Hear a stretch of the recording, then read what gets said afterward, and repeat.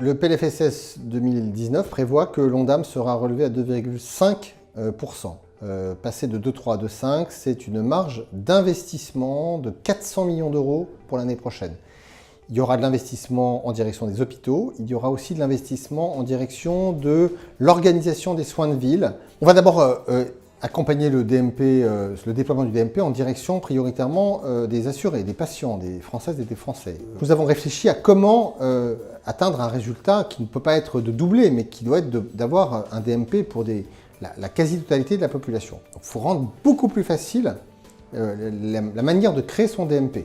Avant, on ne pouvait le faire qu'en face à face avec un médecin. Évidemment, les médecins n'ont pas beaucoup de temps et ça explique assez largement pourquoi il y en avait si peu. Demain, on pourra ouvrir son DMP en ligne sur un site internet que nous créons. On pourra l'ouvrir dans les caisses primaires où nous avons beaucoup de passages chaque année. Et puis aussi, je dirais même surtout, dans les pharmacies. L'assurance maladie a, oui, en effet, très clairement, vocation à prendre toute sa part de ces dynamiques territoriales, de ces évolutions que nous souhaitons dans les organisations de soins et dans les modes de rémunération des soins. Voilà. Nous le faisons évidemment dans un partenariat qui est absolument indispensable entre l'assurance maladie et l'État, aussi bien au niveau national avec le ministère qu'au niveau local avec les agences régionales de santé.